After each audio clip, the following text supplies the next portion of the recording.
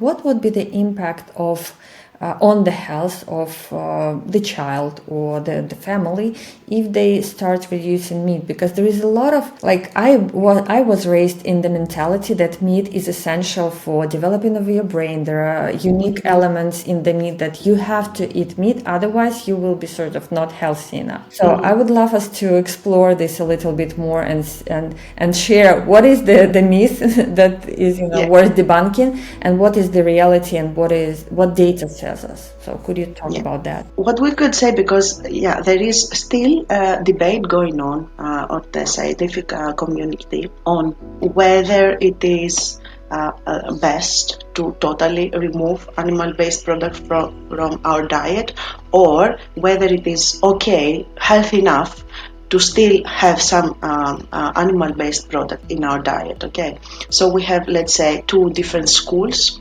If you see the lifestyle medicine organizations, we have the American school, where they promote a fully plant-based diet, and what they actually advocate that any animal meat is not only not needed, but it's also unhealthy, like it reduces, let's say, the health index of your diet. And then we also have the European Lifestyle Medicine Organization, where I am a part of actually this organization, where they promote a mostly plant-based diet, which still includes animal products. They actually promote mostly the Mediterranean diet, which is a plant-based diet, right? When Mediterranean diet was studied back in the 1950s and 60s, more than 95% of the calories came from plants. So I want to point that out, actually, that Mediterranean diet is a plant-based diet. Obviously, when we talk about an individual, when we talk about a family, we cannot come to conclusions by just seeing their food diary, because there are other factors in our lives that play a huge role, like sleep, exercise, stress management, social connection, and exposure to environmental toxic chemicals. So you cannot ever actually come to a conclusion or to, a very a draft opinion, but what we do know is that no one actually nowadays, there is no one in the world,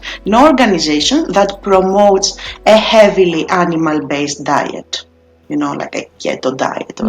These are by far considered to be the most unhealthy diets humanity has created. And why is it that? Because the level of, let's say, benefit and risk in meat went beyond, some boundaries, or what happened? Like, because meat always was a part of human, let's say, diet. Yeah. Of course, it has to do with the, it has to do with the quantity. Absolutely, it has to do with the quantity. But there is another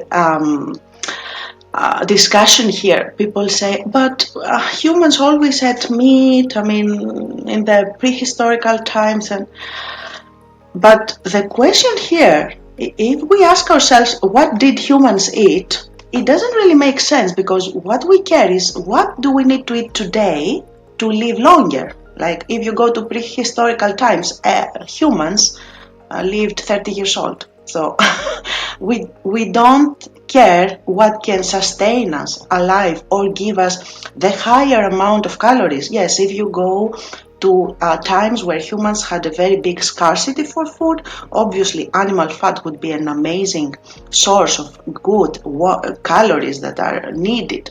But nowadays, at least in the Western world, we don't suffer from less of calories. When we are talking about, the Western world, we actually want food that will keep us healthy for a very long time. We all want a long life, right? So, I mean, this question sometimes, it reminds me of some Indian families who are in love with ghee. I mean, in the culture, the ghee, the animal fat, is very into Indian families. And they're like, but our ancestors all ate ghee, I'm like, yes, but your ancestors, they were cultivating the earth by the hands. So they were consuming like 5,000 calories per day. They need it. And then the environmental pollution in India in the 1900 was not what it is today. We have India, one of the worst countries in environmental pollution nowadays. Like the air pollution in the big cities is beyond imagination limits. So, yeah, I mean, we have to change this question into the question of what keeps us nowadays more healthy. So, what keeps us more healthy is a more plant-based diet. Eleni, you mentioned that you are going to participate in fifth European Lifestyle Conference.